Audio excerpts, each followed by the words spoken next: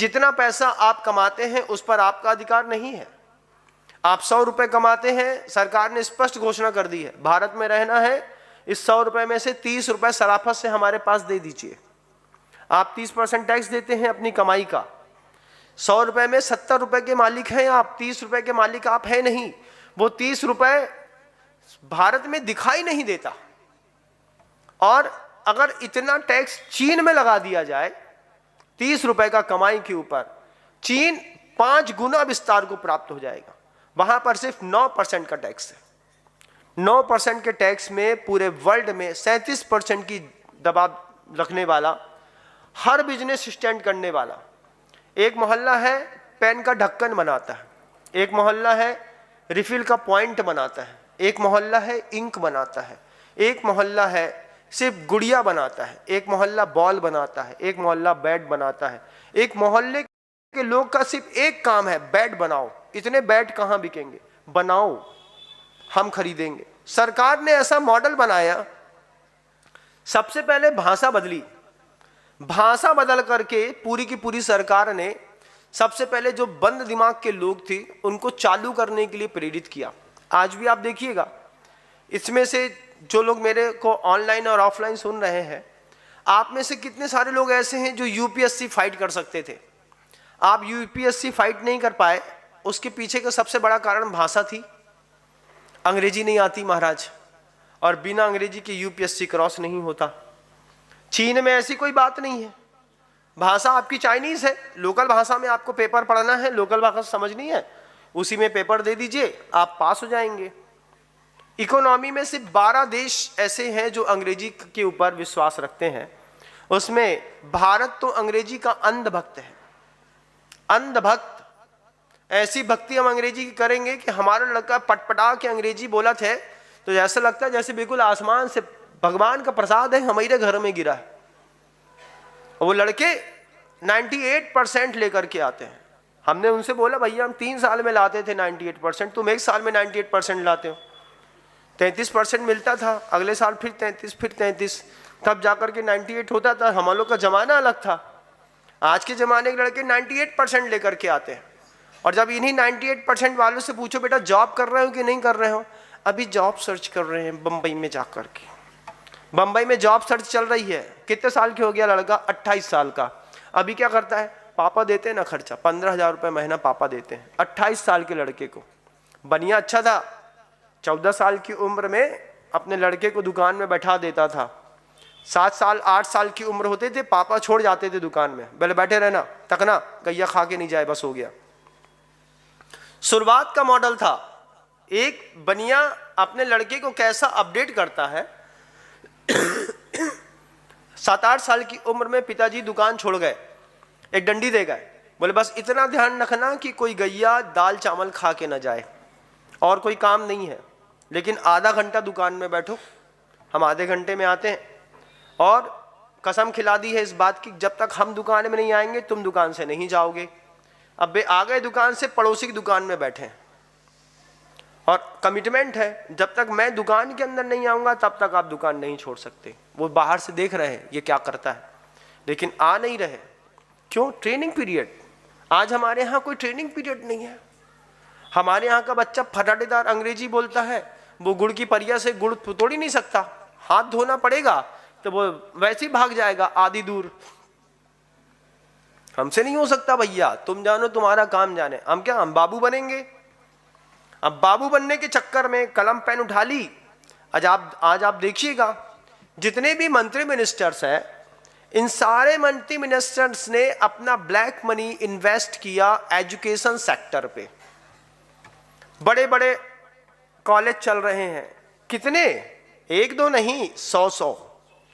Education sector दुनिया का सबसे ज्यादा पैसा कमाने वाला सेक्टर है। कोई भी मंत्री मिनिस्टर बनते हैं, सबसे पहले डायरेक्टली इनडायरेक्टली पत्नी के नाम पे, नौकर के नाम पे, किसी के नाम पे जमूरे एक आध पैदा कर लेते हैं, जोकर कहते हैं उनको।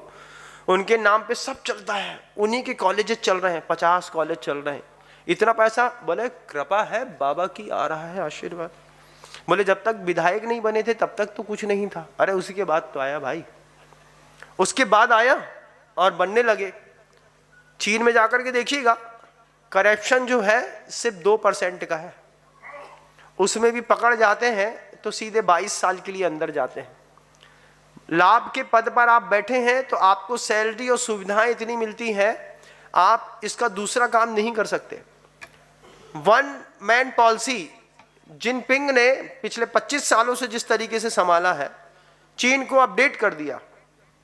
हमारे हम प्रधानमंत्री बदलते हैं, हम मंत्री मिनिस्टर्स बदलते हैं, नई पॉलिसियां आती हैं, लोगों को फिर 400 करोड़, 500 करोड़, 800 करोड़, 1200 करोड़, 5000 करोड़, 50,000 करोड़ दिखता है, आदमी उसी में लगा रहता है। अब अध्यक्ष बन गए हैं तो हमारे सिग्नेचर के बगैर तो कोई कुछ होगा नहीं, और जब हमारे सिग्नेचर होंगे तो उसमें हमको कमीशन भी मिलेगा, हमारे हिसाब से टेंडर भरे जाएंगे, हमारे हिसाब से सब होगा। इतने करप्टेड देश में इतना करप्शन बढ़ता चला गया कि आज हम स्वतंत्रता की बात करें, झंडा उठाएं, जनगण मन अधिनायक जय हो, भारत भाग्य विधाता बोल दें, बूंदी खा लें और थोड़ा सा भारत का नक्शा बना लें, जय वंदे मातरम कर लें, इससे बहुत ज़्यादा कुछ होने वाला नहीं है। आज कोई अंग्रेज, मैंने पहले भी कहा है, कोई अंग्रेज अब दोबारा इस भारत पर अपना जमवाड़ा जमाने के लिए नहीं आएगा। अब जमीनी युद्ध नहीं होंगे, अब युद्ध होते हैं बिजनेस के। हमारे यहाँ दूध की कमी है, अमेरिका को पता है, अमेरिका भारत के प्रधानमंत्री से कहता है कि हमारे यहाँ का डेयरी प्रोडक्ट आएगा, आपको भारत में उसको बेचना है, हम बेचेंगे।